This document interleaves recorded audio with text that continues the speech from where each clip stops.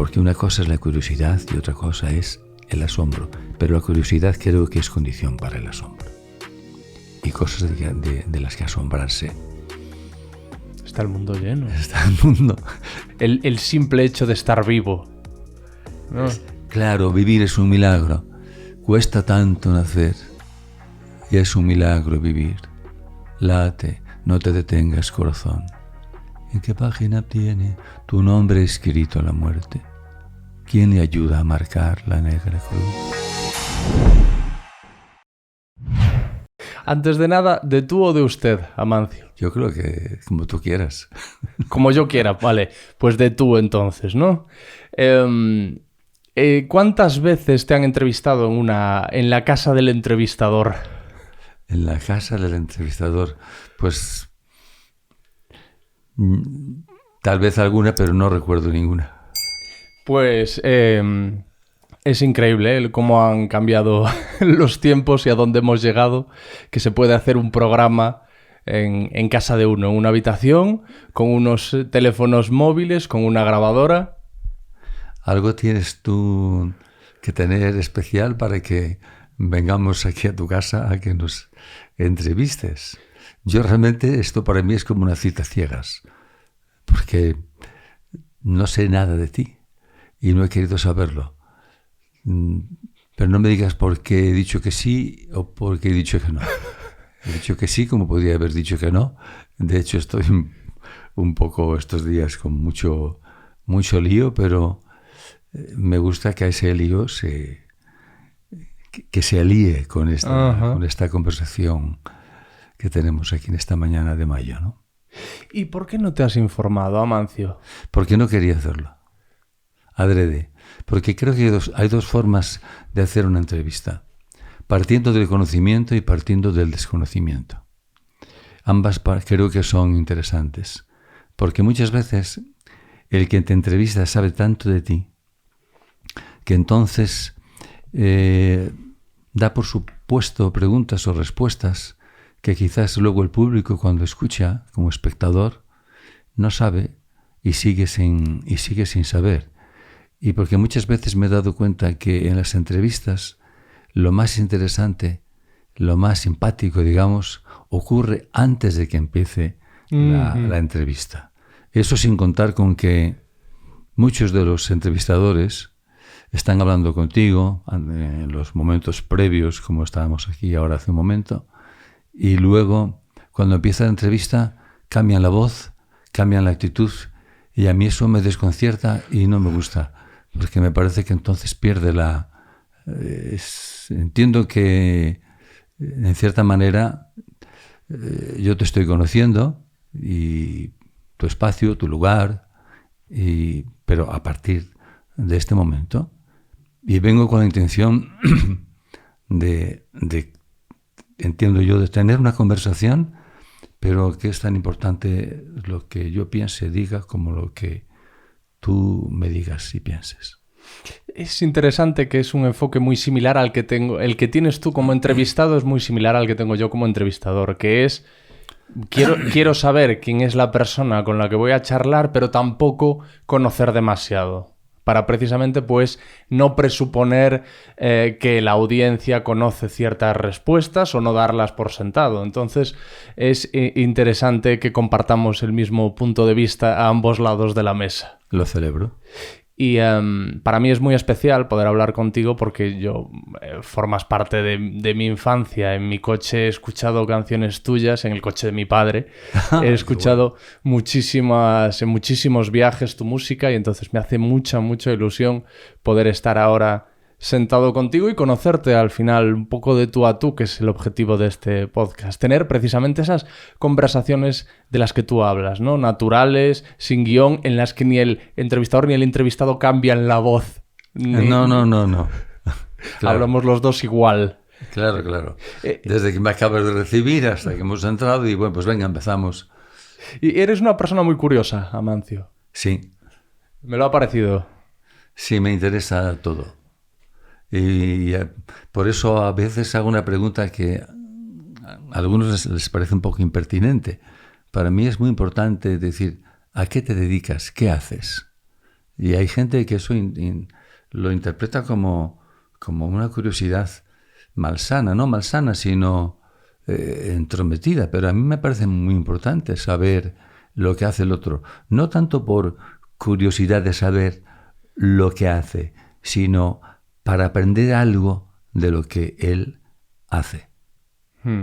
Y porque inevitablemente dice mucho de la persona, ¿no? Al final, nos guste o no, un porcentaje importantísimo de nuestra vida lo ocupa nuestra profesión. Claro. Y entonces se supone que de eso es de lo que más sabes. Y entonces de eso tanto que el otro sabe, algo podrás aprender. Por ejemplo, yo te decía, y esto hace mucho tiempo que haces esta entrevista, porque efectivamente han cambiado las cosas. Y lo normal es que yo esté en mi casa, o haya una radio, o haya una televisión, pero no a un periodista que hace un blog que tu amiga o colaboradora Cristina pues convenció a una persona cercana a mí que era muy importante porque eran conversaciones que tenían mucho interés y que tú tenías, en fin, que era algo importante, entre comillas, en tu vida. Ya sé que eso se dice siempre, ajá, ¿no? Pero bueno, si eres de La Coruña, que eso sí que lo sé, porque lo acabo de ver en el coche que me traía, que has nacido en el 85. Sí. Decir, fíjate, nació en el 85. Tú tenías 10... llevaba el disco de Rosalía de Castro 10 años que había salido, ¿no? En el 75. Entonces me dices, yo escuchaba tu música en el coche de mi padre. Eso quiere decir que tienes un padre inteligente y sensible. Seguro, no, por supuesto. De hecho, a él le debo... te fijarías que hay muchos libros en casa. Sí. A él le debo mi afición a los libros, a la música y al cine. Porque yo en casa tenía mucho acceso, teníamos muchas películas, muchos libros, muchos discos. Entonces, inconscientemente, no es esta historia mi padre me ponía o mi padre me daba libros, sino que el estar expuesto a todo eso, pues fue un poco algo que naturalicé y con lo que crecí y que me ha traído hasta aquí. Porque desde luego de no haber tenido estas aficiones, no estaría ahora haciendo este podcast. Claro, no siempre ocurre. Tú puedes tener la casa llena de libros y sin embargo tus hijos a lo mejor no tienen tanta curiosidad. Te pueden estar escuchando todas las mañanas y por las tardes la guitarra y no les da por coger un instrumento. Y su atención o su afición, digamos, va por otros caminos, lo cual también hay que estar abiertos a esa posibilidad, ¿no? Pero qué duda cabe que si tú creces en una atmósfera donde en cierto modo no solamente es la presencia física de los libros, sino lo que se comenta de los libros, y tu padre comentaría los libros con tu madre, y será algo habitual esa conversación, ese tema, y tú o tus hermanos, si los tienes, o eres hijo único. No, tengo una hermana mayor. Tienes una hermana mayor. Sí. Bueno, el segundo siempre aprende más que el primero. ¿Sí? Sí, yo creo que sí.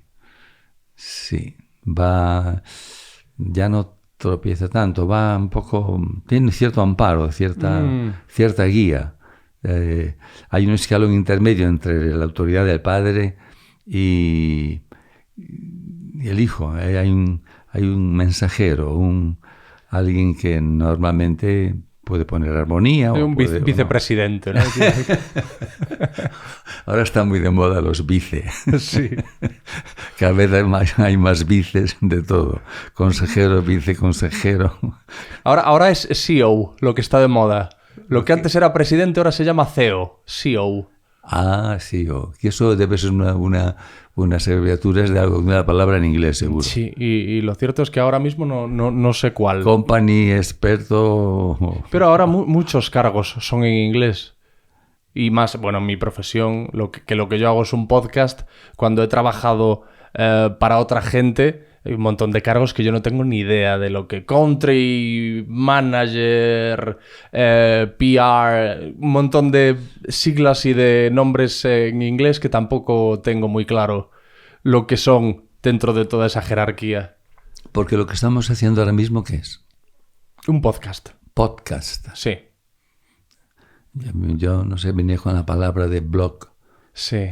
Los blogs son como algo así como diarios escritos publicados en Internet. Bueno, no tienen por qué ser diarios, sino pues un espacio en el que una persona publica sus escritos para ponerlos a disposición del resto de internautas y del resto del mundo. Y en este caso lo que yo pongo a disposición de esos internautas son audios. Bueno, es un blog, digamos, audiovisual. Eso es. Bien. Efectivamente. ¿Y llevas cuánto tiempo haciendo esto? 7 años. 7 años ya. Es una pasada, ¿eh? 7 es un número mágico, lo sabes, ¿no? Sí, hay una cosa muy... No sé por qué, pero es un... 7 días es un ciclo de la luna, por ejemplo, de una fase de la luna. 7 días por la semana. 7 años. Fíjate, por eso Don Gaiferos, el romance de Don Gaiferos... ¿Te suena el romance de Don Gaiferos? No. Don Gaiferos fue el conde duque de Aquitania, que allá por el siglo XIII peregrinó 7 veces a Santiago de Compostela desde, no sé si desde París o desde la Aquitania más bien. Uh-huh. Con lo cual se supone que no hizo otra cosa en su vida que peregrinar a Santiago, porque antes los peregrinos venían andando y volvían a pie, ¿no? Y justamente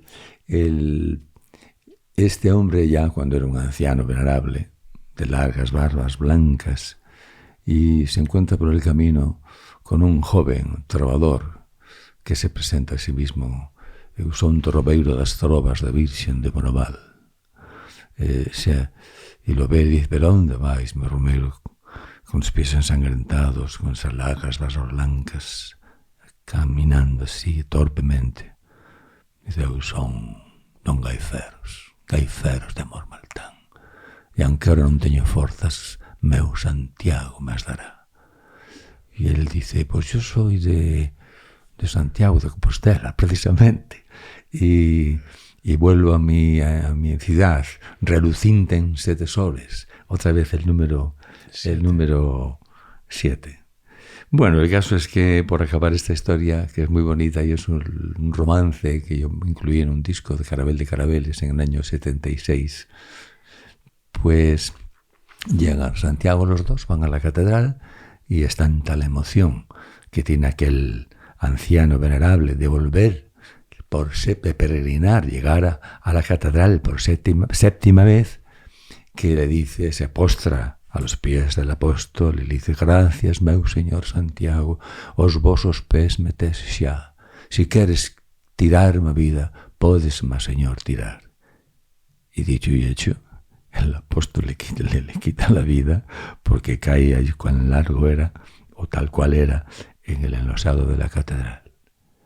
Y el obispo que esto viu, alí o mandou enterrar, añadiendo, este é un dos moitos milagres que Santiago Apóstol fai. Eso lo canté una vez fue la primera canción que canté en la Catedral de Compostela, diciendo, bueno, espero que Santiago no opere ningún milagro conmigo. Es decir, es una tragedia esto. Sobre todo porque era la primera vez. Claro. Si lo hace a la 7ª cuando tiene ya tantos años, bueno, pues a lo mejor hasta es algo, una buena solución final. Pues fíjate, el 7 sí es un número especial. Y es que siempre que me han preguntado por mi número favorito, he dicho que el 7. ¿Ah, sí? Sí. Y recientemente escuché a un mentalista, a un mago, decir que por norma general él presumía que cuando le preguntaba a alguien por su número favorito, iba a decir el 7. ¿Por qué? No tengo ni idea. Quizá por la cantidad de 7 que hay perdidos en nuestra rutina, como tú dices, ¿no? 7 días de la semana. O cuando se te hacía un 7 en la camisa, o en una prenda, ¿no? Y tu madre lo repasaba. Eso es. No sé exactamente por qué. Repasar el 7. Pero sí que tiene algo especial. Y cuando escuché eso pensé qué poco original soy. Que mi número favorito es el 7. Pero no te preocupes por eso, por ser o no original. ¿Has hecho el Camino de Santiago? En muchos tramos, pero nunca a pie, muy pocos. Lo he hecho una vez con mi padre en coche, en varios tramos. No, pero eso no vale. Pero no vale, claro que no vale. Sí, además, ¿sabes para lo que lo hacía? Porque iba buscando sitios donde poder cantar, pensando en hacer una vez el camino, andando y cantando en esos lugares, y descubrí lugares verdaderamente hermosos. Fromista, San Martín, no antes de Formista, en la provincia de Burgos, no recuerdo ahora el nombre. Y espacios aledaños al Camino de Santiago, porque en el fondo todos los caminos conducen a Santiago como conducen a Roma. ¿Tu padre? Pero no he hecho el camino. La gente dice que hace el camino porque le gusta meditar, le gusta pensar. Es verdad, ayuda mucho, porque yo recuerdo que yo hago muchas canciones caminando. Primero porque me parece que una canción que se sostiene sola, sin ni siquiera una guitarra, ningún instrumento, eso quiere decir que tiene una estructura válida, que vale, que se sostiene en definitiva. Porque esa es una de las condiciones o cualidades que tiene la canción popular, que se puede cantar, digamos, mientras trabajas, mientras andas, mientras pierdes el tiempo o estás ganando el tiempo. Y entonces sé que el caminar ayuda a llevar un pensamiento acompasado. Y todo lo que vaya acompasado, pues tiene ya el germen de la armonía. Y para un músico es importante. Y supongo que para un pensador también. La escuela de los peripatéticos, que se dedicaban siempre a ir filosofando mientras caminaban.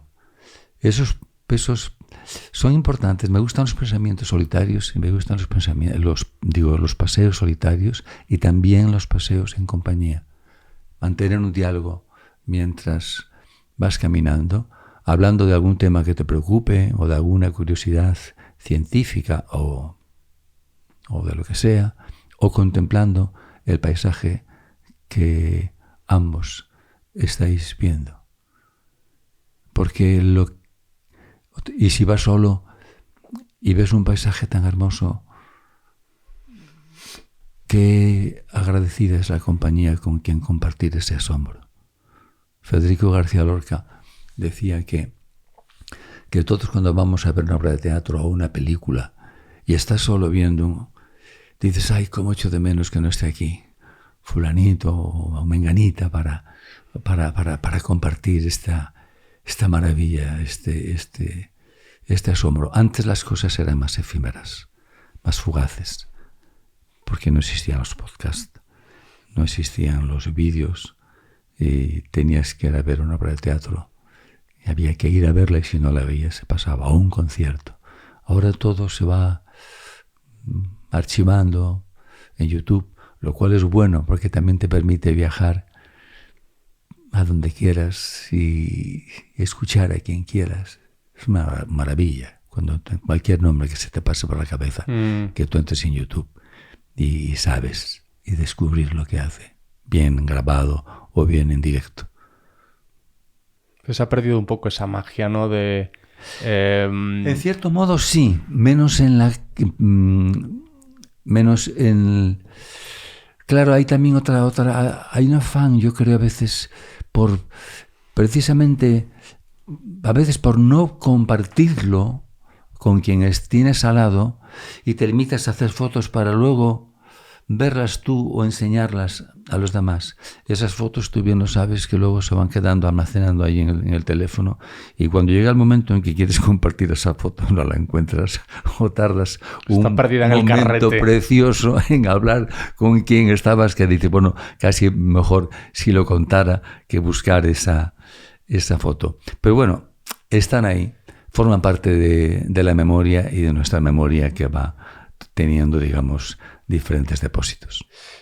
Ahora, cuando hablabas de la importancia de compartir con gente, de estar con alguien cuando disfrutas de cosas que te interesan, que te apasionan, que te gustan, recordaba cuando estuvo aquí José Mota que él hablaba de la necesidad de comunidad, de vivir ciertas cosas en comunidad, y contaba que, por ejemplo, si tú ves en casa una comedia, puede que te rías, puede que sonrías, pero nunca te carcajearás como lo haces en el cine, porque se contagia, ¿no? Claro. Que hay algo que te lleva, ¿no? a vivir todo con más intensidad, tanto un concierto como una comedia, como un drama, como lo que estés viendo, como que lo estás más permeable, ¿no? Sí, porque además asistes formando parte de esa emoción justamente colectiva que se va creando, que se crea una atmósfera donde es como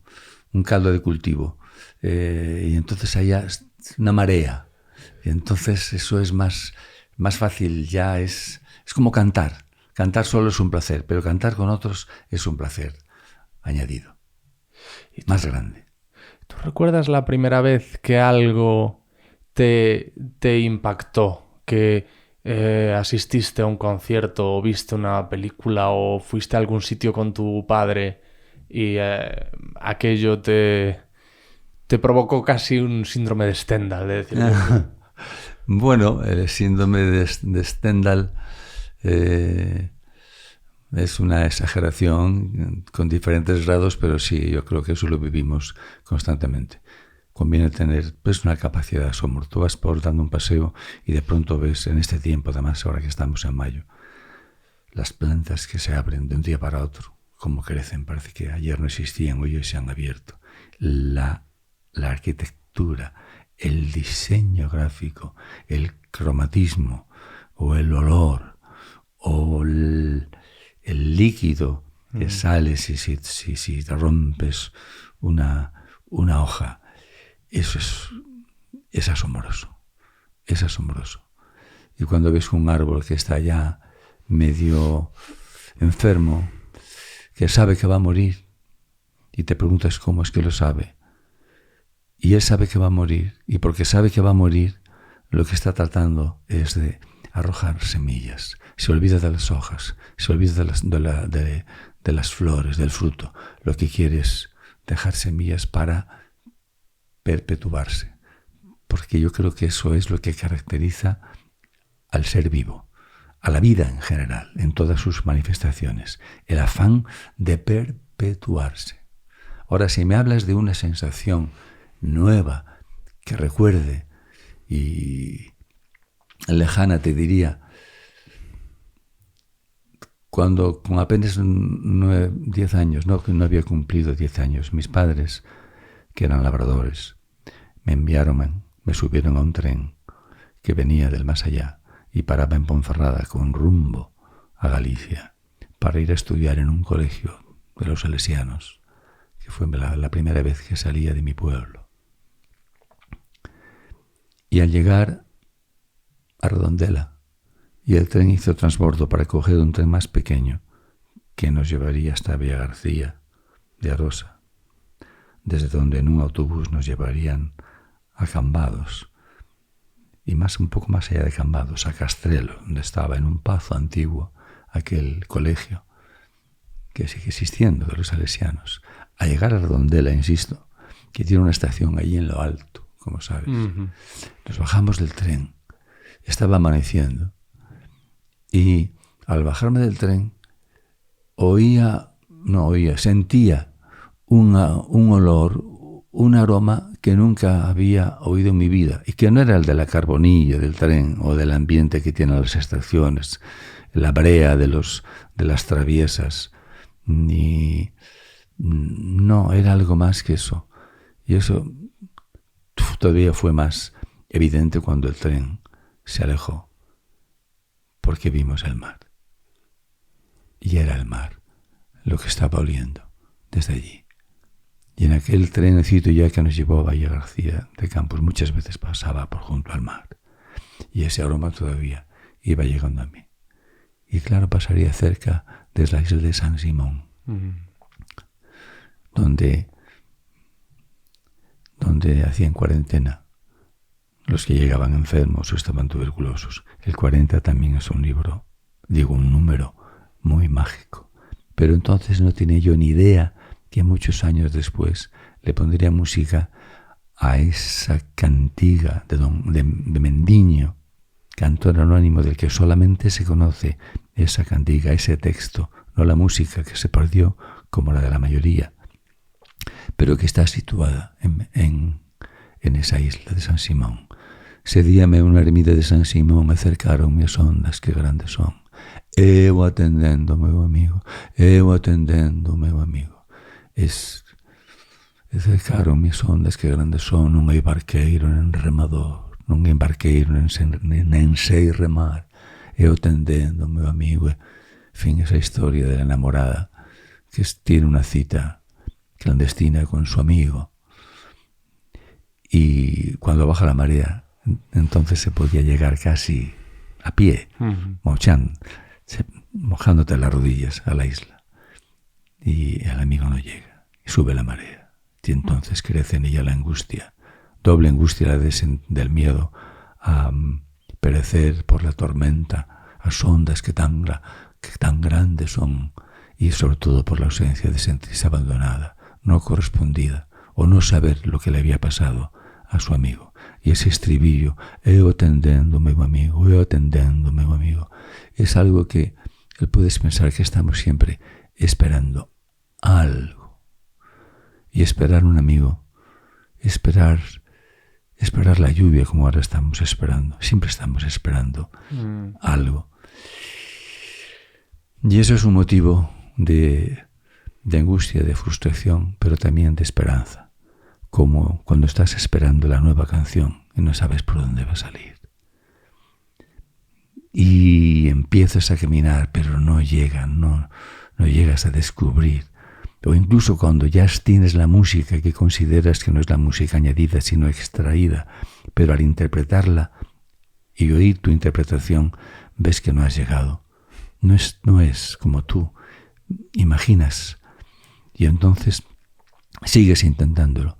Esa frustración que conlleva el no alcanzar lo que uno quiere, lo que uno sueña, lo que uno imagina, esa frustración al mismo tiempo es un motor. Es lo que te anima a seguir intentándolo. Todo lo que existe, alguien lo imaginó alguna vez antes. Y si tú mismo lo has imaginado, que eso es lo difícil, imaginar las cosas. Luego el realizarlas es cuestión de paciencia, es cuestión de rodearte con las herramientas o los colaboradores necesarios, pero imaginar las cosas. Y la imaginación tiene mucho que ver, pienso yo, con el asombro. Para ti también entrevistar a alguien es una curiosidad, no sabes. Y para mí en este caso también. ¿Qué va a pasar en esta conversación? Yo creo que lleva buen camino. Yo creo que también. Recordaba ahora, escuchándote, una teoría que me parece preciosa, y es esta que dice que los artistas no sois más, entre comillas, que un canal de algo superior que se manifiesta a través de vosotros. Hombre, de algo superior, no. Yo creo que el artista tiene... Mira, ahora le va ahí la palabra talento. Tiene una gracia, como otros tienen otra gracia. Yo no sabría hacer una entrevista, probablemente, como tú la sabes hacer. Y a lo mejor tú no sabes hacer una canción como a mí me sale. Pero para mí lo más fácil es hacer una canción, porque es la afición innata, digamos. Entonces, claro... Es que yo pienso que es muy importante aquel dicho de que nadie es más que nadie, en todos los sentidos. Y todos somos tan necesarios. porque se habla del ADN como de una cadena, ¿no? Pues yo creo que todos los eslabones de esa cadena en el ADN son no necesarios, esenciales, fundamentales, imprescindibles. Pues así creo que ocurre también con el ADN de nuestra sociedad. Todos nos necesitamos y todos vamos formando una cadena. O cuando la gente se da la mano para ir a alguna parte, si una de las manos falla o se aleja o no tiene fuerza, entonces se pierde esa transmisión. Tú sabes que los árboles ahora hablan también entre sí. Eso he oído. Y se comunican, dicen, por las raíces. Y tal vez por algo más que por las raíces. Eso a mí me parece, yo no sé cómo lo han podido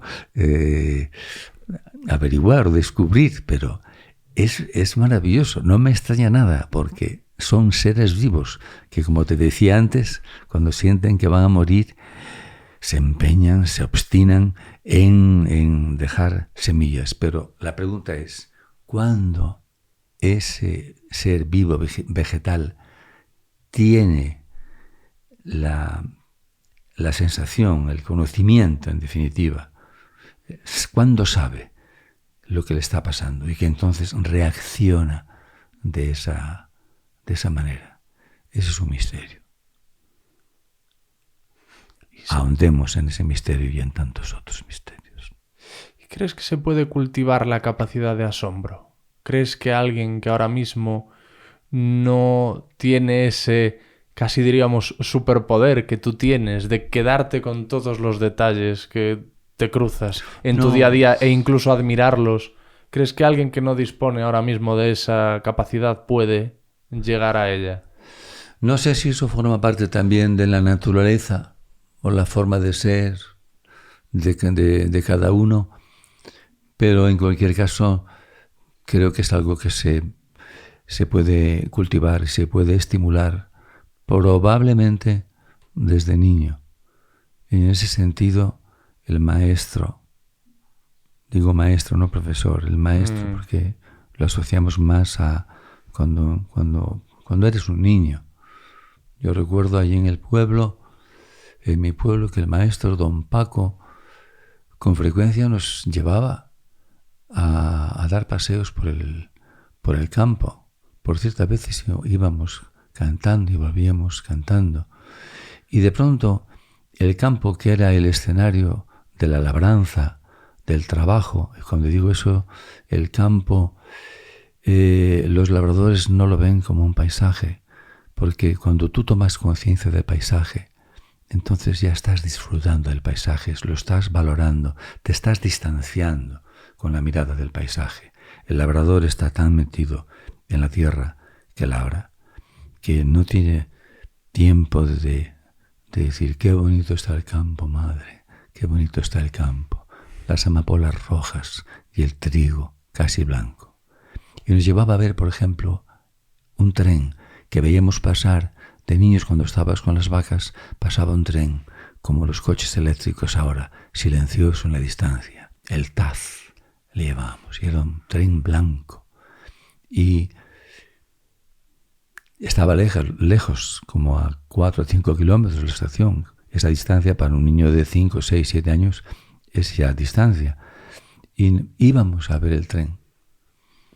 Y entonces, cuando yo descubrí aquel tren, y me tocaba ir con las ovejas llevar las ovejas a pastar, siempre que podía les llevaba allí, lo más cerca posible, cerca de la vía, ¿no?, para ver pasar los trenes.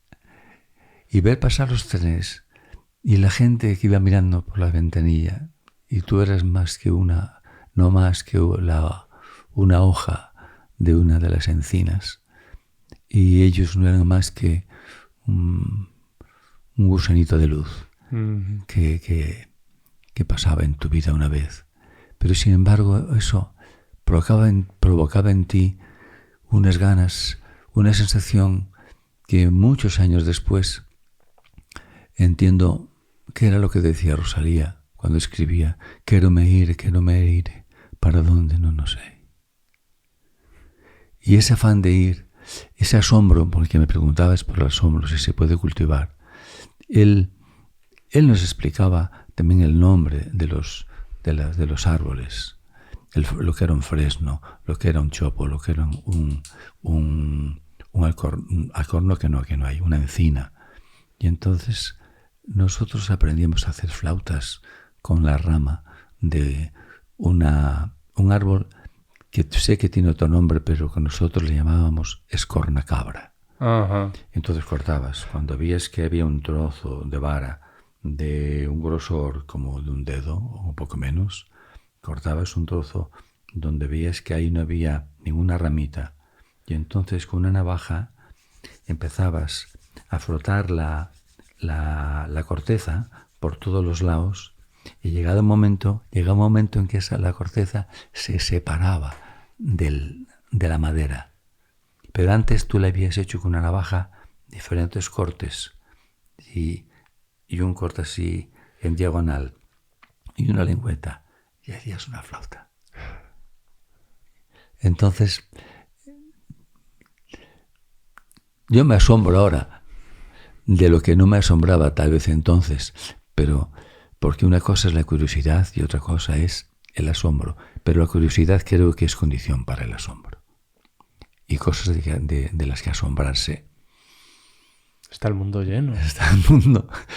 Están los mundos. La llenos. vida. El simple hecho de estar vivo, ¿no? Claro, vivir es un milagro. Es solo una canción que estoy componiendo y grabando estos días. Es tan como es. Cuesta tanto nacer y es un milagro vivir. Late, no te detengas, corazón. ¿En qué mano tiene? ¿En qué página tiene? ¿En qué página tiene tu nombre escrito a la muerte? ¿Quién le ayuda a marcar la negra cruz?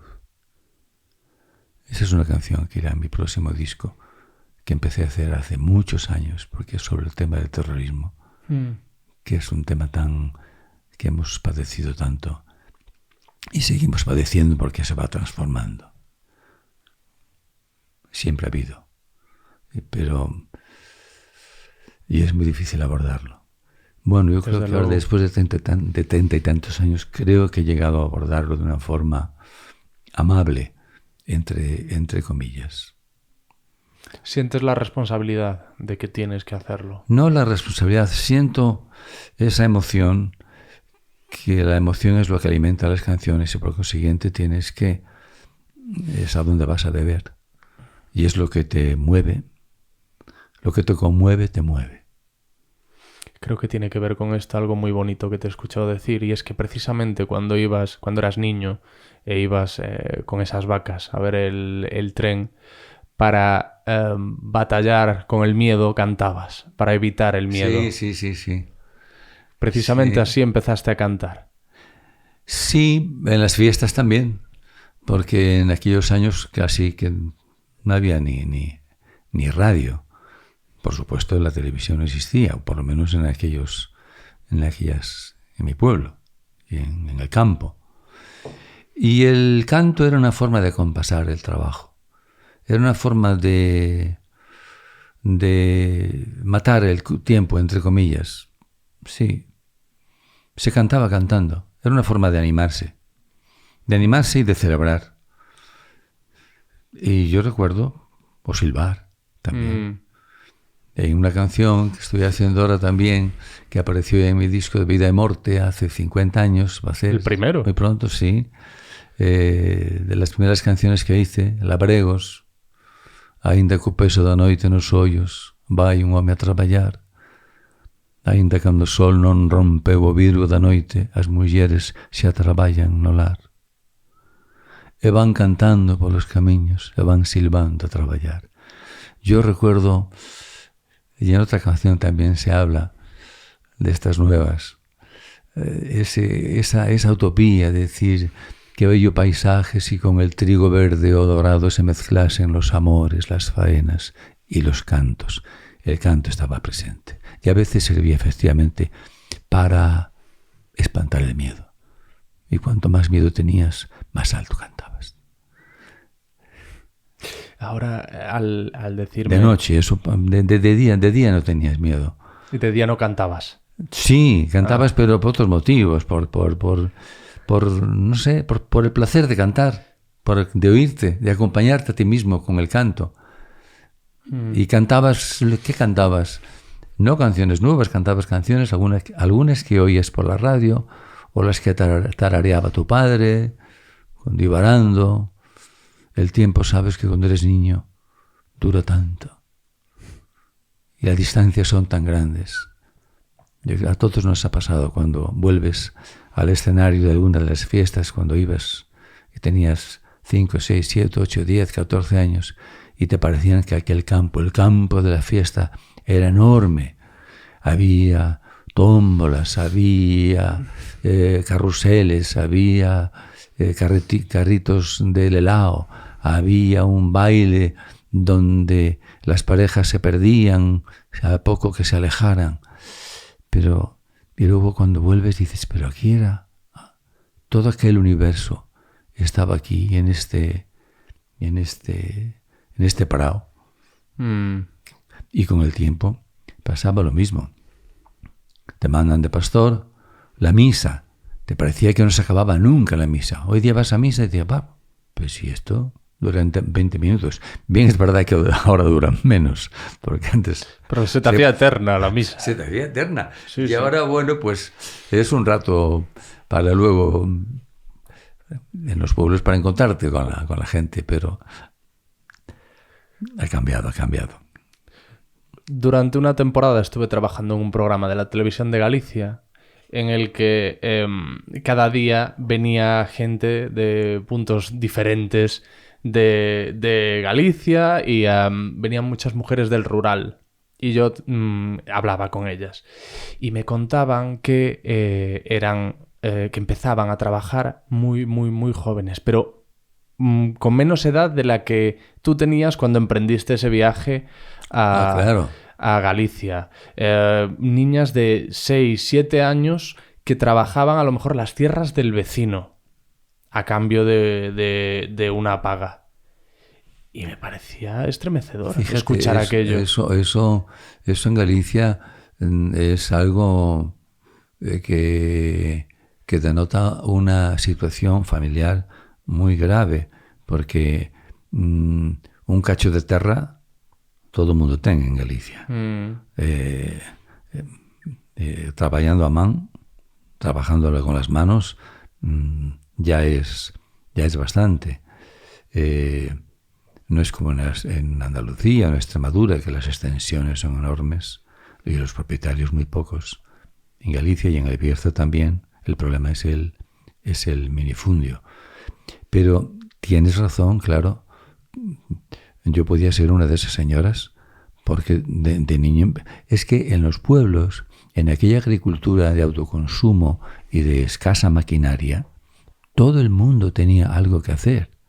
Desde que ya caminabas y tenías 4 o 5 años, ya te mandaba tu madre a comprar 1 kilo de azúcar a la tienda de Eleuterio o Umbelina, por citar 2 nombres, el nombre de una de las tiendas que había en mi pueblo.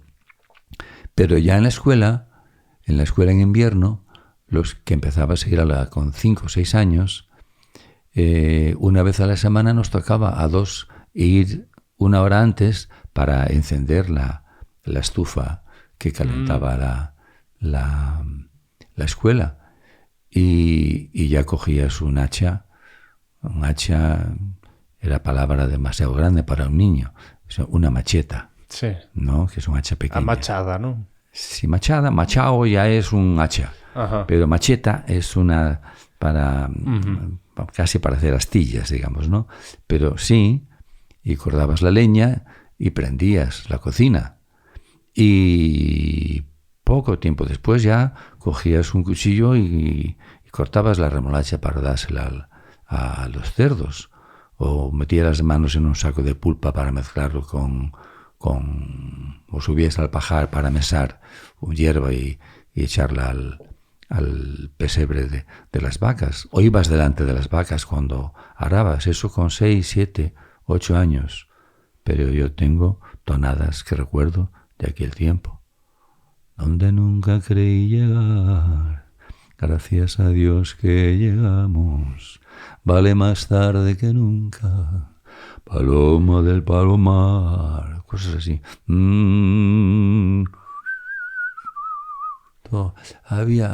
Cantaban los pájaros y cantaban también los hombres. Y ese tono. O ibas a las 6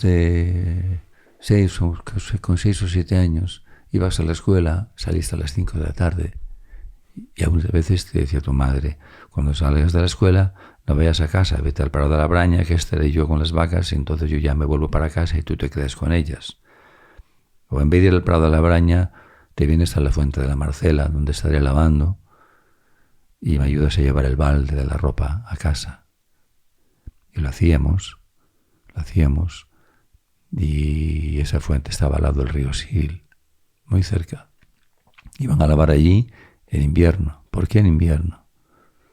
Porque el agua que salía de la fuente estaba templada. Salía con los 15 grados que tiene la tierra, poco que profundices en ella.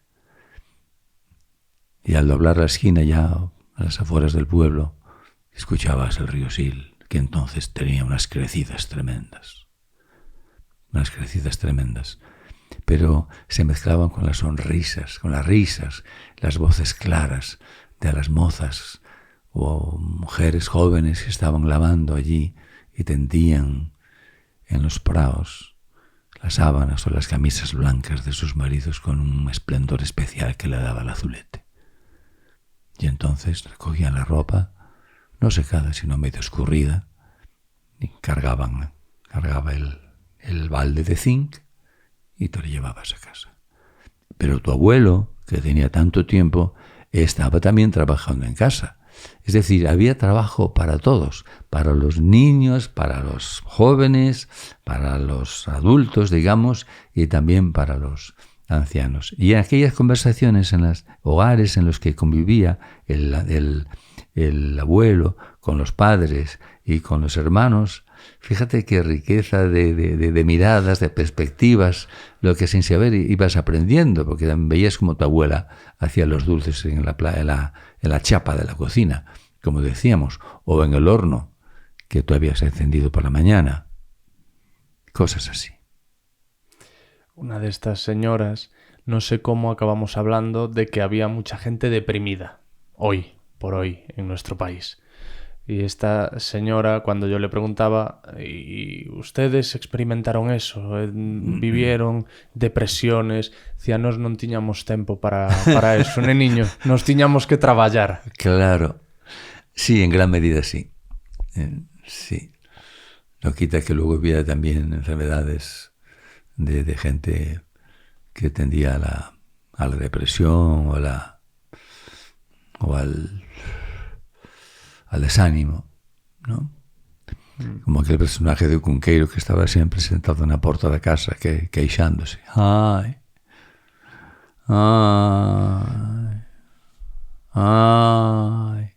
Y la gente alrededor trabajando, entrando, saliendo, y eso era como su profesión era, parecía que su profesión era el de quejarse por todos los que no se quejaban, ¿no?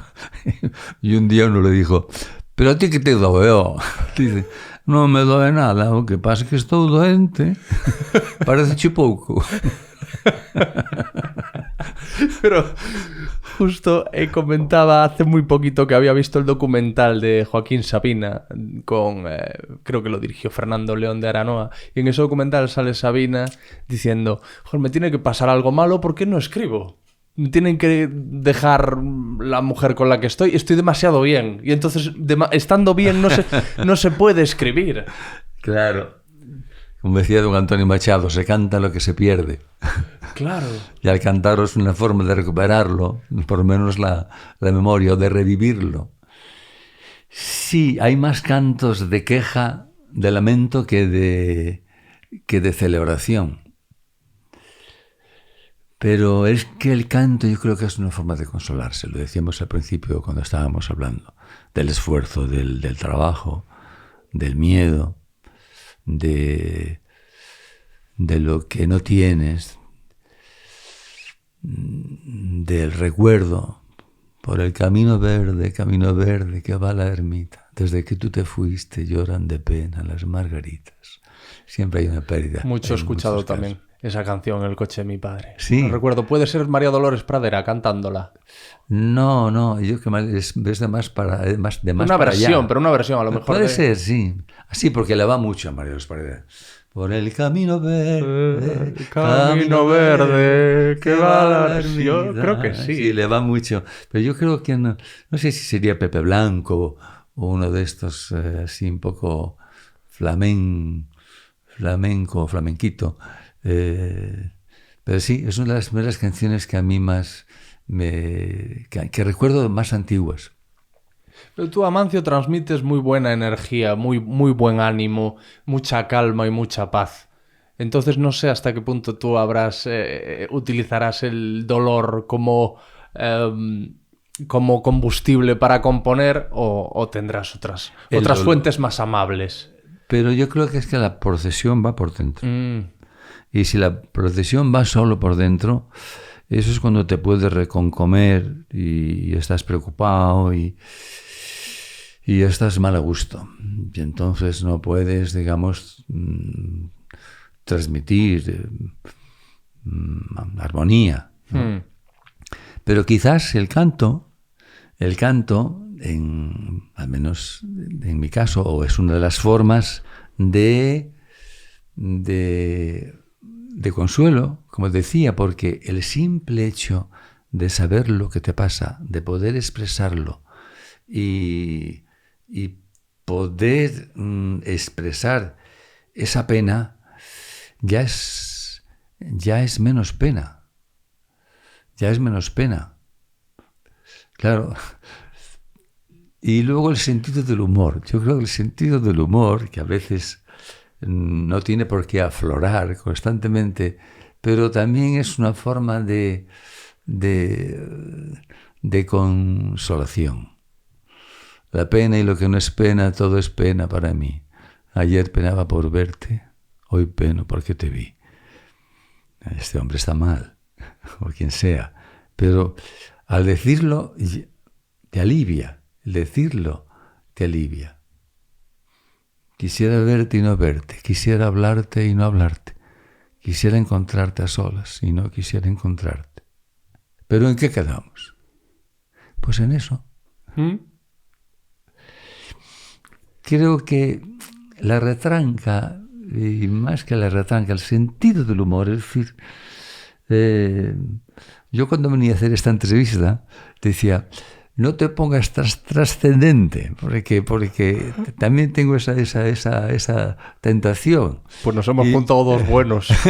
Y luego, porque a mí me gusta mucho divertirme y me lo paso muy bien y mucha gente, luego amigos, dicen, oye, pensé que eras más serio, porque es verdad, yo antes sobre todo estaba siempre cantos de vida a muerte, una cosa siempre muy intenso. Bueno, aún poniendo el dedo en esa llaga.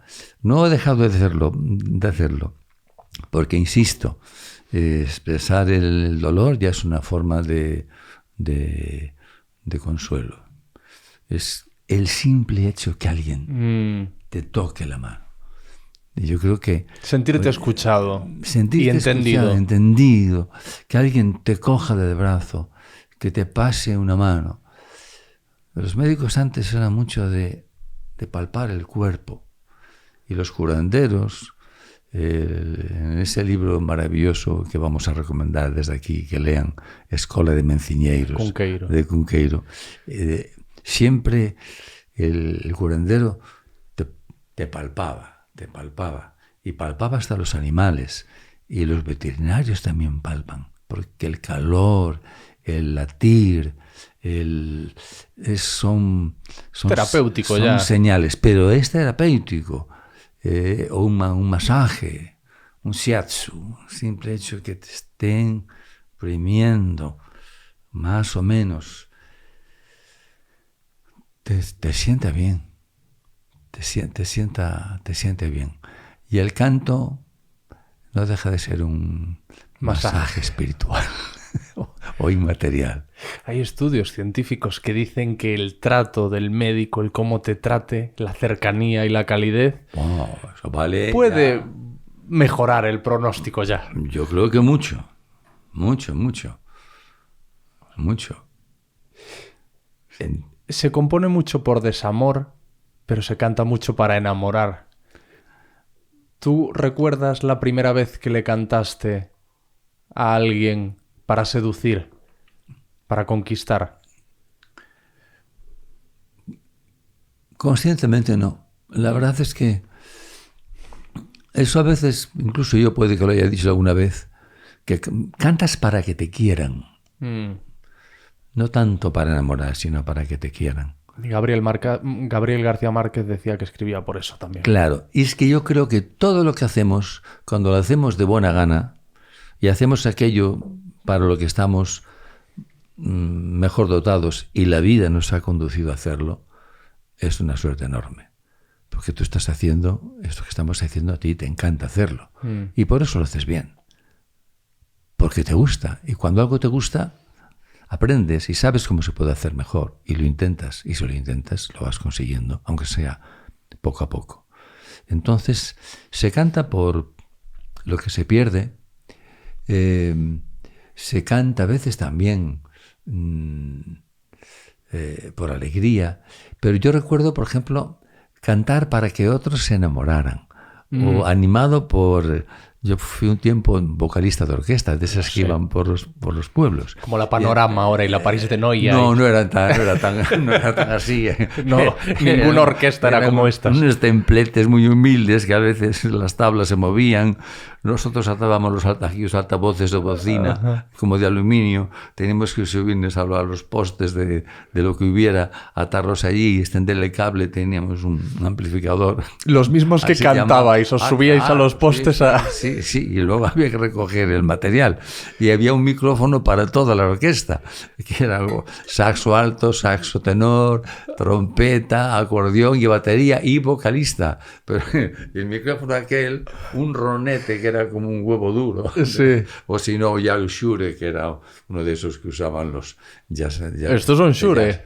Sí, pero eran de esos que tienen muy bonitos, así de color metal con esas rejillas. Que ahora incluso se ponen a veces como de decorativos. De decorativos. Pues a cantar y ver cómo eras testigo desde allí arriba, cómo se iban formando las parejas, cómo la cosa a veces caminaba. A mí eso me gustaba. También es verdad que algunos bailaban y miraban para... Siempre que estás así un poco elevado, la gente te mira con admiración, pensando que eres algo más por estar simplemente en una tarima. Me gusta, por cierto, esta conversación que estamos teniendo, porque estamos al mismo nivel. Nunca he entendido por qué en la televisión, las entrevistas que hacen, siempre el que entrevista está como sentado, así, y tú, el entrevistado, está así y ya te obliga a estar mirando para él. Sí. Yo nunca me han llevado ese tipo de entrevista, pero yo no lo haría. Dijo, yo no. O sea, yo tengo que mirarte a los ojos. Estamos hablando de tú a tú. ¿Por qué tengo que estar hablando y estar mirando así para arriba? ¿Por qué? ¿Por qué se hace eso? Tú que conocerás lo audiovisual. No lo sé. Para impresionar al... ¿Por qué se hace eso? No lo sé, entiendo que para transmitirle solo un vistazo al espectador, quién presenta y quién es el invitado. No lo sé, esto te lo lanzo así a vuela pluma, pero es interesante que me digas eso, porque esa silla que tienes ahí detrás es la que empecé a utilizar yo aquí para hacer las entrevistas. Y si te das cuenta, es una silla... como con más pompa, ¿no? Con ese respaldo alto, Bien, con esos reposabrazos. Con autoridad. Y yo mismo la desterré porque me transmitía esa sensación de... Parece que es una entrevista de trabajo y soy yo aquí el jefe que estoy eligiendo sentado ahí. Y precisamente por una sensación similar a la que tú describes que has tenido en otras entrevistas, yo mismo por una intuición... dije, no quiero hacerlo en esta silla. Y es que quizás la mejor entrevista fuera la que el espectador no supiera quién es el entrevistado y el entrevistador. Porque generalmente un día vienes con la condición de que, bueno, que tienes que hablar, que te van a preguntar, pero yo he comenzado preguntándote también cuánto tiempo haces esto, si este es tu espacio de vida, de trabajo. Yo siempre he vivido y trabajado en el mismo espacio. Nunca he concebido lo de ir a un taller a trabajar. No es necesario para un músico, para un escultor sí, por el espacio, para un pintor. Pero está muy fusionado la vida y el trabajo. Ese escenario de la infancia, el escenario del trabajo también es el escenario de la vida. Me parece que es importante. Y hoy día, con los medios que tenemos, todavía más. Fíjate lo que tú estás haciendo en una habitación de tu casa. Muy bonita esta pizarra, por cierto. ¿Eso que te lo escriben? Los que luego habrá que encontrar un hueco para ti en condiciones. Pero no vamos a borrar ninguno para que quepa el mío.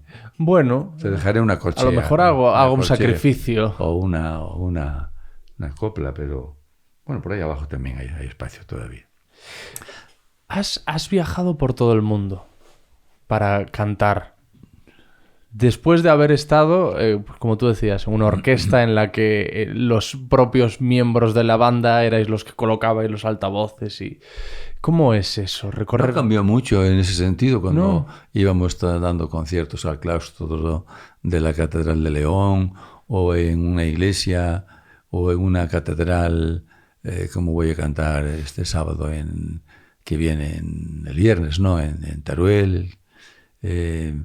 Yo tuve en mi vida durante muchos años a un amigo, Marco Herreros, que conocí cuando vivía en Segovia. Le conocí como actor de teatro, en una compañía en la que estaba el Brujo, no era el Brujo, estaba como Rafael, no sé, ahora no recuerdo su apellido, y a José Luis Alonso de Santos, y estaban representando, te hablo del año 78, 79, El horroroso crimen de Peñaranda de Bracamonte, una obra de Miguel de Unamuno. Y fui a verles porque otro amigo mío, pintor allí en Segovia, el Peli, José Manuel Contreras, había sido compañero en la Facultad de Bellas Artes de Marco Herreros. Fuimos y después tomamos algo y a los 2 años, o al año siguiente, me vine a ir a Madrid o a cantar a la Olimpia, en la Sala Olimpia, y Marco fue a verme. Yo era un hombre que tenía una gran formación artística y una gran afición teatral y una calidad en las manos para hacer trabajos manuales admirable. Y la amistad comenzó criticándome los conciertos, que si la luz, que si la salida, que si el orden. Y decía, jolín, yo me arrimé a aquella cabeza porque veía que podía aprender y que la crítica venía constructiva, ¿no? Y poco a poco él se fue involucrando en mi trabajo. Y cuando yo, que antes iba con mi zorrón, la guitarra, y viajando en tren para aquí para allá, pero llegó un momento en que, en los años 80, 82, vamos a acompañarme ya no solo de un cello, es un violín, un acordeón, pero habría que llevar entonces, ¿qué hacemos con el equipo? Pues compramos un equipo de sonido y compramos un pequeño equipo de luces con 4 trípodes que fuimos a buscarlo de contrabando a la frontera, porque estoy hablando del año 80 y tantos, 80 y pocos, y una furgoneta para llevar todo eso. Y al principio viajábamos todos en la furgoneta y descargábamos y montábamos en el claustro de León de la catedral. Allí montábamos las Yamaha y montábamos todo. Y porque creo que es importante hacerlo también. Aprendes. Y él llevaba el peso más fuerte con el técnico de sonido, pero colaborábamos todos y viajábamos todos juntos. Es decir, claro, si haces una gira de ante 50.000 personas, no vas a montar tú los equipos, ni mucho menos, ¿no? Pero, y conviene que el músico también pues dedique su cuidado a la música propiamente, ¿no? Y a descansar, si tiene que luego salir a dar y estar en buenas condiciones. Pero a veces el trabajar físicamente, y a mí me sigue gustando mucho trabajar físicamente, me revive y creo que le da más autenticidad a mi trabajo. En el confinamiento yo me lo pasé, para mí, yo sé que fue un momento tristísimo y hemos tenido todos pérdidas o gente, amigos que han estado en peligro a nuestro alrededor.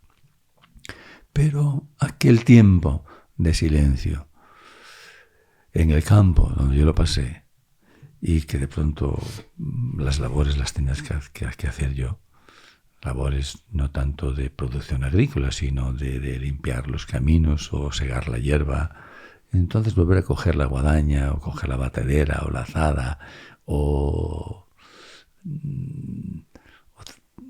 tener que subirte a los árboles porque hay las ramas, para quitar las ramas secas.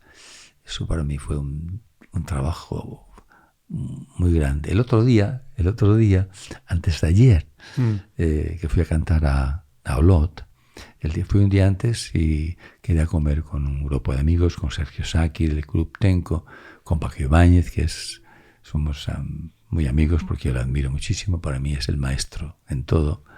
Y estábamos charlando y en un momento dado le dije, Paco, ¿tú te acuerdas de aquel concierto que dimos en el Palais de la Mutualité en París en diciembre del 69? Él lo recordaba vagamente, pero se acordaba, porque lo presentaba una amiga común, Tacha Rosoff. Y dije, bueno, pues yo canté allí de casualidad, porque yo había ido a estudiar sociología rural a la Sorbona, pero en una de las múltiples casas de España que había, además de los centros de inmigrantes, pues alguien tenía una guitarra allí, estaba cantando unas canciones y hablando, y yo dije, bueno, pues también he hecho tengo alguna canción. Y dijo, tío, oye, pero ¿tú qué haces? Yo estoy estudiando sociología rural, estoy haciendo una tesis sobre la agricultura a tiempo parcial en El Bierzo. Dice, pero dedícate a cantar. Eso me lo dijo muchas veces antes de decírmelo yo a mí mismo. Mucha gente. Y tú te resistías, ¿no? A no, pensar es que me podías. Resistía, me parecía un sueño imposible. Dije, pero mira, yo estoy organizando un festival de la nueva canción de los pueblos ibéricos en el Palais del Mutualité para cantar Indilimani, para cantar Quilapayún, viene Ribalta, Raimon, viene de Voces Teibes de Galicia, y además tú cantas en gallego. ¿Quieres cantar? Dije, hombre, yo eso sí. Y canté Pravana, que era una canción con la que acababa de ganar un concurso en el Ar del Rey, y con aquellos dineros me compré una guitarra. Mi guitarra se la debo a Rosalía, y con aquella guitarra de Rosalía compuse mi primera canción recién llegado a París, la primera canción de Federico García Lorca. Luego tan presentes estamos en mi vida, en mi panorama musical. Y ¿por qué te contaba esto? Así, porque a los 2 días yo ya tenía el billete para volver a pasar las Navidades con mi casa en El Bierzo. Y venía siempre con mala conciencia, porque sabía que mis padres se sacrificaban mucho para que yo pudiera haber estudiado en Valladolid aquello de dirección de empresas agrarias, y ahora en París, aunque yo ya empezaba a ser un poco libre, ¿no? En todos los sentidos. Y además le digo, papá, ¿qué quieres? ¿Qué hago? Dice, saca el abono de la cuadra de las vacas. Y después, bueno, pues encantado. Y entonces, mientras estaba sacando el abono de la cuadra de las vacas, decía, joder, antes ayer yo estaba cantando allí en París, toda aquella efervescencia, perdón, política y tal y cual, y yo ahora estoy aquí trabajando, y mañana voy a ir con mi padre, que ya tiene un tractor, vamos a ir a recoger no sé dónde la hierba o los maíces o el tabaco o lo que fuera, ¿no? Creo que a todos les vendría bien, a todos les iría bien tener algún contacto con la tierra. Entonces, en verano existían los campos de trabajo para los universitarios, gente que iban a hacer, a limpiar maleza, o la hiedra, quitar la hiedra, o ordenar las piedras de algún monumento derruido, algún monasterio, o hacer trabajos, o a ganarse el pan recogiendo manzanas, o a la vendimia. Creo que eso es bueno. Es bueno para la salud física y mental. Te mantiene humilde y arraigado a tus orígenes, ¿no? Me mantiene unido, porque yo creo que tan importante como las alas son las raíces. Tener raíces, un árbol que tenga buenas raíces puede crecer y tener ramas más largas y dar más frutos. Y soy consciente y agradecido de haber nacido en un lugar, en un espacio con una economía determinada de autoconsumo, que se hacía de todo, se cultivaba de todo. Ahora ya han cambiado las cosas. Creo que eso es y ser consciente y orgulloso de que todos mis antepasados hayan sido labradores y gente honrada, que se ganaban el pan con el sudor de su frente. ¿Tú no tienes mal recuerdo de haber trabajado tan pequeño, de haber No, pastoreado, de haber... Al contrario, lo tengo ya, si quieres, casi un poco idealizado, porque también recuerdo que era duro, Era duro. Y, es que no se acababa nunca los trabajos. Y es que cuando acababas una cosa ya estábamos empezando con otra. Es que el concepto de vacaciones no existía, porque las vacas hay que ordeñarlas todos los días. Y había que regar las tierras, no digo todos los días, bastaría con regarlas cada 10 o 15 días, como mucho. Pero es que tú tenías una tierra aquí, otro cacho de tierra allí, y cuando acababas de regar aquí, se te estaba casi pasando el agua en la otra, etcétera, etcétera. Y tenías que cuidar de las gallinas y los cerdos y cultivar centeno y cultivarla, y llegaba la época de la vendimia y luego la recolección del heno. El heno, es decir, que allí llamamos otoño, segar el otoño, verde, y luego para recogerlo segado y darle vueltas y que no viniera una tormenta que te la mojara cuando ya estaba casi seca, y volverla a esparcir para que no se pudriera en el pajar, y es que era un no parar. Era una vida muy dura, muy dura. Por eso los padres querían que los hijos estudiasen y pudiesen salir si querían. Y porque si tenías 4 hijos, desde luego, si tú malamente vivías con lo que tenías, cuatro familias, sería imposible. Por eso también existía en el Bierzo el ser agricultor artesano, agricultor industrial o agricultor comerciante, que es lo que configura aquella sociedad de agricultura a tiempo parcial que yo pretendía y comencé a estudiar. Pero estoy contento de haber nacido en ese tiempo y haber trabajar con mis manos. Bueno, con mis manos las sigo trabajando, porque la guitarra... Claro. El trabajo creo que nos significa, sea el trabajo que sea. Y me parece que mientras uno tenga fuerza y salud, es mejor trabajar y estar activo que no tirarse a la Bartola.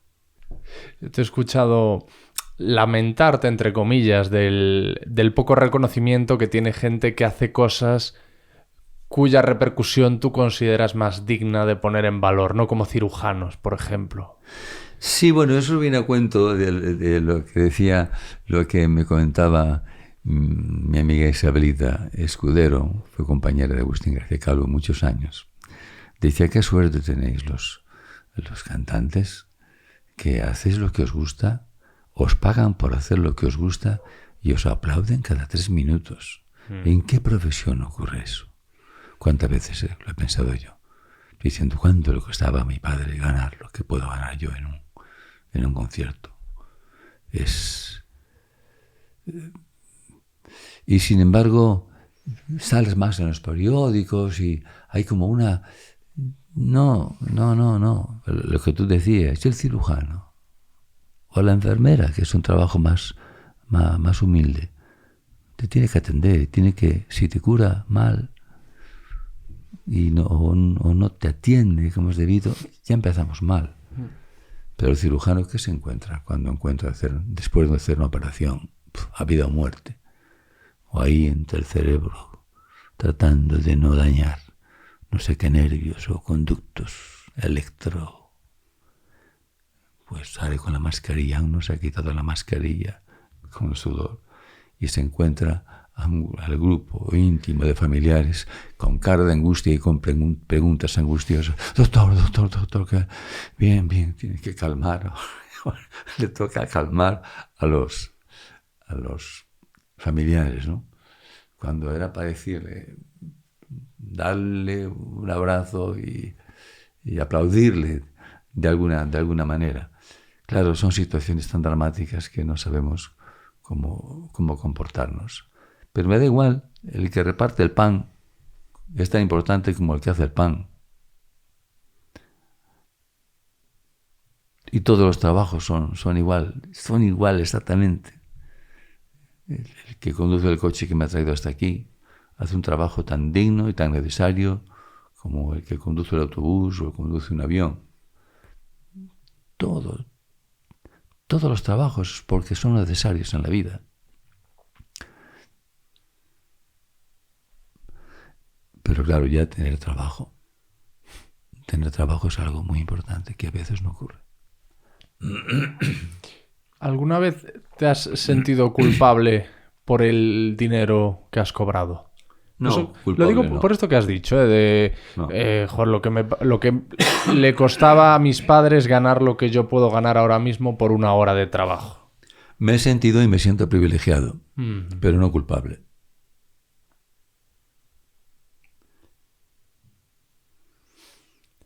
Es que incluso pensando en mi caso, en alguna ocasión, recientemente, he podido ganar a lo mejor pues, en una hora de trabajo el equivalente a meses de trabajo de los que ganaba antes en algún medio de comunicación, pero más que porque esté bien pagado ahora, por la precariedad de entonces. Y tienes como una sensación extraña, casi de compasión hacia tu yo de antes. Es una cosa curiosa. Sí. Compasión. Bueno, tienes que pensar que todo, si estás bien ahora, todo el camino andado, celébralo porque te ha traído hasta aquí. Compasión puedo tener por quienes ahora mismo no tienen trabajo, o están mal pagados, o están mal considerados. Luego, en el campo de lo que hacemos, siempre hay gente que tiene mucho éxito, poco éxito a veces. Bueno, son cosas de la vida. Pero de lo que aquello que depende de ti, de eso eres tú responsable, que sea para bien y que sea una fuente de enriquecimiento para ti, enriquecimiento personal, espiritual. Claro. ¿Alguna vez has dudado de ti mismo? Dudo mucho de lo que hago, de lo que estoy haciendo. Ahora estoy haciendo un disco y ya me asalta la duda anterior, siempre. También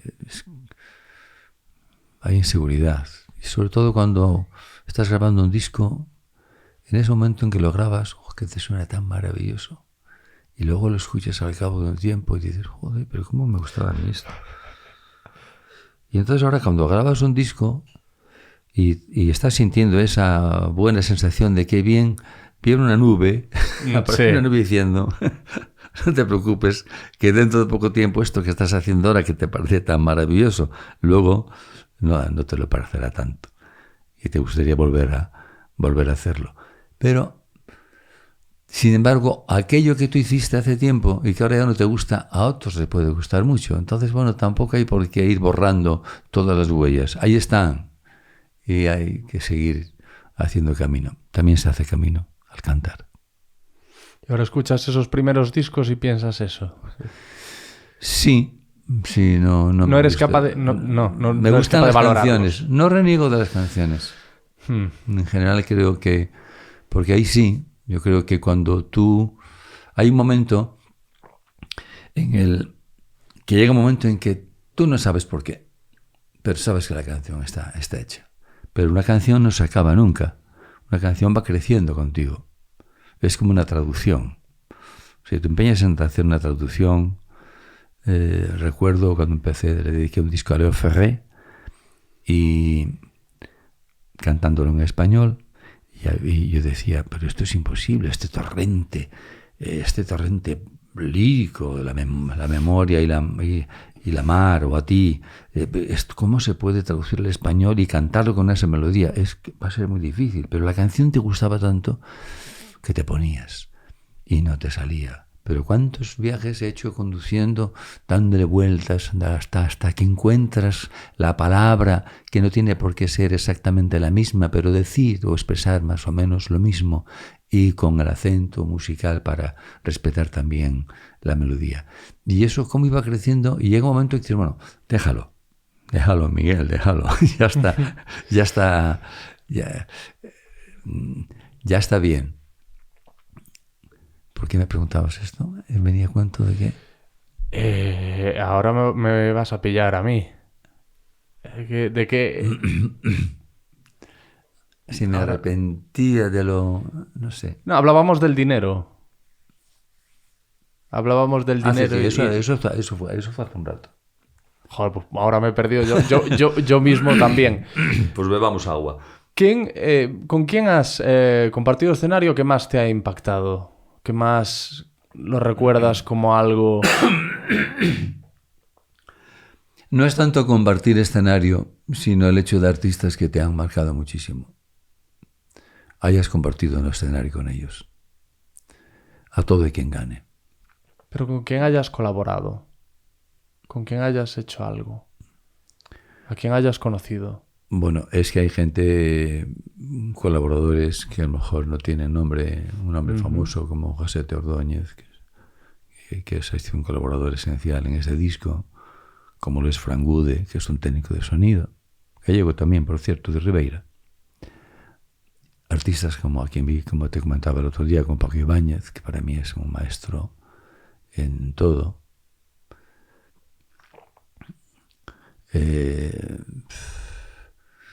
Pianista como Bruce Liu, que acabo de descubrir que es una maravilla, porque no todos tienen que hacer lo que tú haces, ¿no? De otros campos, la música clásica, que eso es una cosa que hay que hacer siempre. Yo se lo recomiendo a la gente que me dice, ¿y tú para hacer música qué recomiendas? Dice, bueno, yo no recomiendo nada porque yo nunca he pasado por un conservatorio, pero de forma muy, muy rápida. Tienes que estar atento a todo. Tienes que leer, tienes que ver cine, tienes que ver exposiciones, tienes que ver teatro, porque todo lo que hayas visto, todo lo que hayas vivido luego aflora en la calidad, en el arte de lo que tú hagas. Y hay artistas como Chicho Sánchez Arlosio, con quien he estado en escena, o Agustín García Calvo como poeta, ¿no? Poetas no son muchos los que saben decir sus versos bien, comunicarlos sin leerlos. Juan Carlos Mestre, que lo he visto hace poco en el Teatro de la Abadía, un programa La Tumba de Keats, pero me puedo remontar a Antonio Molina, o a Atahualpa Yupanqui, o Silvia Pérez Cruz. Es decir, hay tanta gente tan buena. Es increíble. Mucho más de los que tendría que pasarnos una tarde aquí haciendo un inventario y no se acabaría nunca. ¿Llegaste a conocer a Facundo Cabral? Sí, le vi cantar una vez con Alberto Cortés en el Teatro Reina Victoria. y le acompañaba Ricardo Miralles al piano.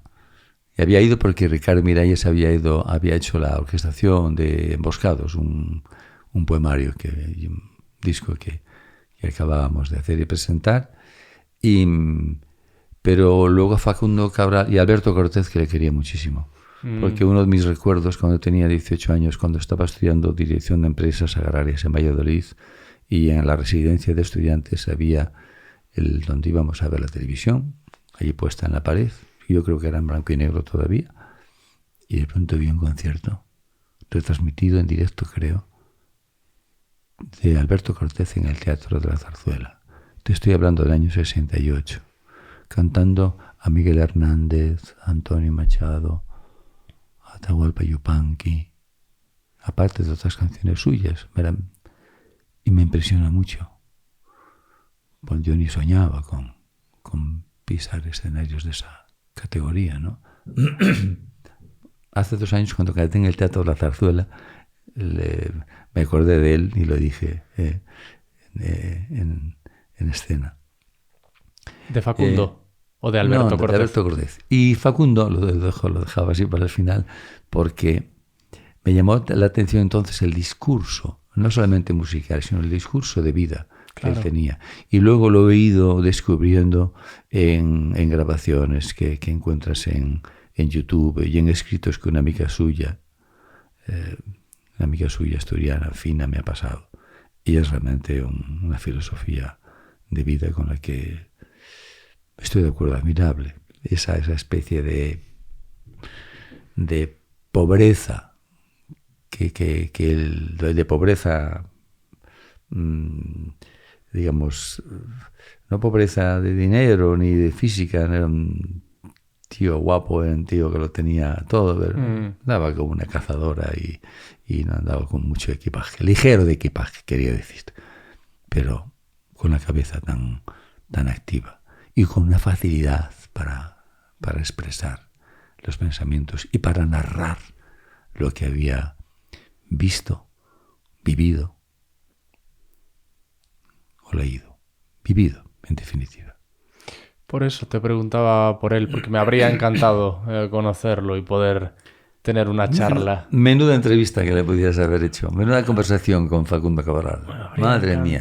Bueno, pero esta no le va a la zaga, esta que estamos teniendo. Invoquemos y rindámosle este homenaje a ese hombre. Una última cosa. Has dicho lo de que hay que estar atento a todos los géneros y a las cosas nuevas que van saliendo. Yo te he escuchado hablar muy bien de Rosalía, la cantante, de Rosalía de Castro, por supuesto, pero incluso creo que te habían preguntado, habían jugado con esa confusión entre las Rosalías y habías aprovechado para hablar de Rosalía. Sí, yo la descubrí hace muchos años, así gracias a YouTube, cantando pues Palabras para Julia o cantando La hija de Juan Simón, que era una canción de Antonio que cantaba o hizo famosa Antonio Molina.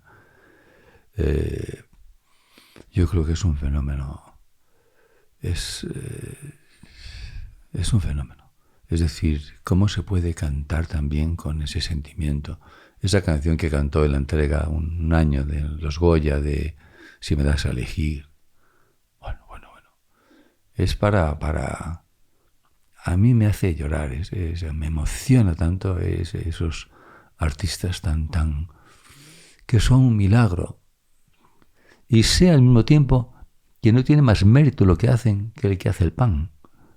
Porque están haciendo lo que brota de ellos espontáneamente. Porque brota así de esa manera tan de adentro. Es porque es su forma natural de expresarse. Luego, en el caso de Rosalía, podrá tener luego la inquietud de meterse en otros mundos, en otros vericuetos, pero se tiene que formar también para luego saber hacer lo que está haciendo. Yo me quedo con aquella otra Rosalía, pero admiro también y sabe Dios las vueltas que dará. Ojalá un día se le ocurra cantar a San Juan de la Cruz y a Rosalía de Castro. O a la voz descalza de Teresa de Jesús. Sería un maravilloso. Ya toda me entregué y di, y de tal forma he trocado que mi amado es para mí y yo soy para mi amado. O sea, yo pienso en Rosalía y me la imagino cantando sus versos que a este escultor, que no recuerdo ahora su nombre, vaya por Dios, hizo el éxtasis de Bernini, el éxtasis de Santa Teresa de Bernini, que se puede ver en la iglesia de Santa María de la Victoria en Roma. Es un conjunto escultórico como en el palco de un teatro. Pesa una mujer allí y un ángel clavándole el dardo en el pecho. Hirióme con una flecha enervolada de amor y mi alma quedó hecha una con su Criador. Porque esa entraña femenina enamorada,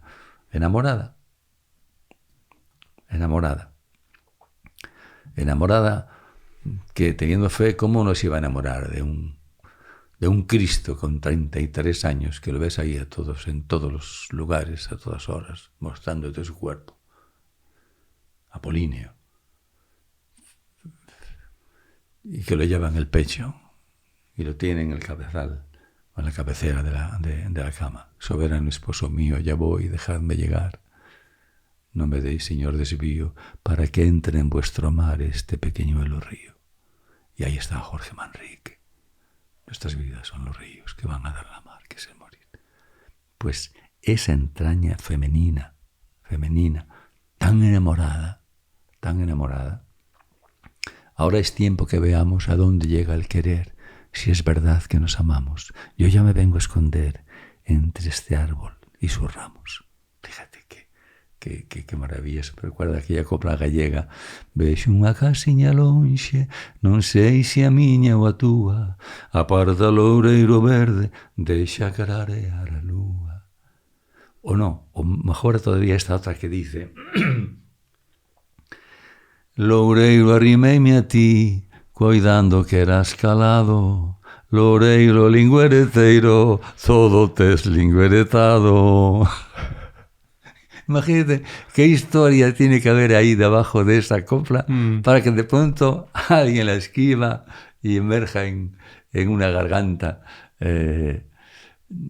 cantada. Bueno, quiero decir que yo descarto que un día Rosalía nos dé una sorpresa y se ponga a cantar Llama de amor viva o Vivo sin vivir en mí. Siempre puedes proponerle un dueto. Si tuviera ocasión, se lo propondría. Vamos, porque para en primer lugar que conociera las canciones, porque compartimos también una afición por Antonio Molina.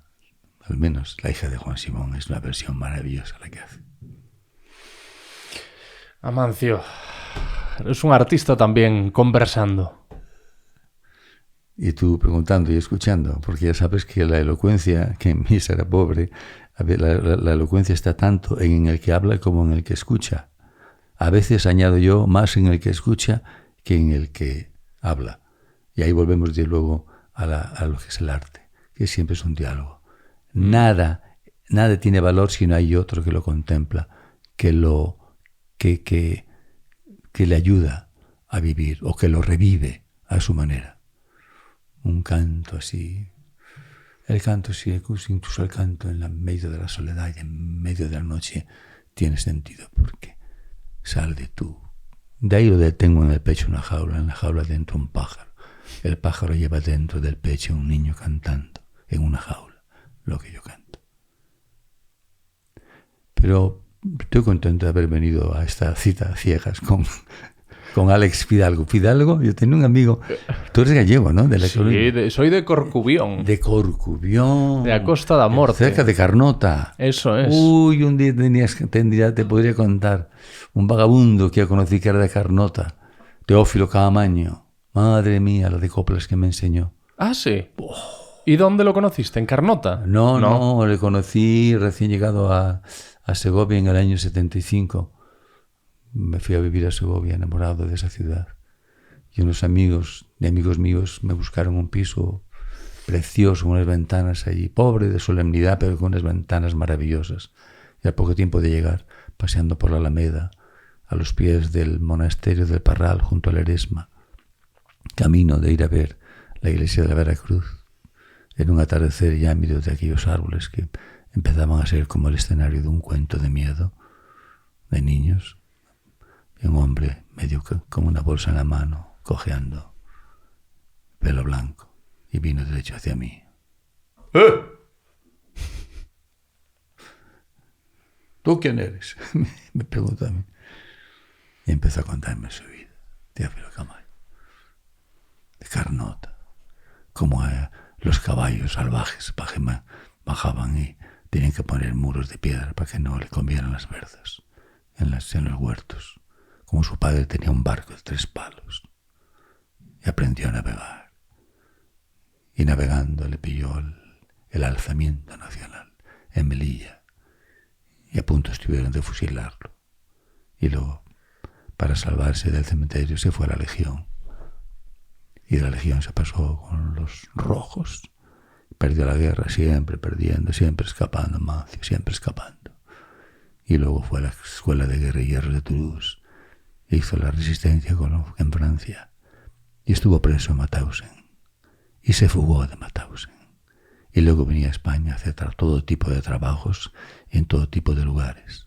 Y allí apareció, siendo ya él un atorrante, como él decía. Pero allí compartimos el cacho de pan con chocolate que yo había llevado en la mochila para merendar. Y subimos cantando ya por el corredor arriba. Vamos con carro do esterco, dito Manuel, por la corredor arriba. E no medio do esterco, dito Manuel, baixe a filla de Palmira. Torna ahogando José, ergue o lombo do chan, coi os bois pola corda, non seas la cazán. Ay, la. Y yo decía, pero este hombre, ¿cuánto sabe? ¿Cuántas canciones? Entre las canciones que me enseñó él, porque luego de vez en cuando aparecía por casa y pasaba allí una temporada. Yo ya avisaba a los amigos para que vinieran y escuchar las historias que nos contaba. Qué bien cantaba y qué bien contaba. Qué bien contaba Teófilo Camaño. A él le dediqué el disco Coplas de Malterra, porque con sus coplas, y que las coplas que años antes, o por entonces también me había enseñado Carmen Martín Gaite, de sus vacaciones cuando era niña en Piñor, cerca de Orense. ¿Y Carmen Martín Gaite también acabó en Corcubión alguna vez? Sí. Juraría. Sí, veraneaba por allí. Sí. Y una vez que yo canté en Carballo, vino con su editor entonces y poeta al concierto. Hicimos Carabel de Carabeles, porque también otra mujer que sabía tan... Yo he procurado siempre arrimarme a gente que tenga buena cabeza y buen corazón, porque, oye, algo se te pegará. Y por eso te decía, Carnota. Nunca he ido a Carnota todavía, sin embargo, fíjate. Ah, no, tiene sí. la playa más larga de Europa, puede ser. O el Torreón. 8 kilómetros de playa, una cosa así. Y un Orreo, el más, también de los más grandes. Me suena, sí. Sí.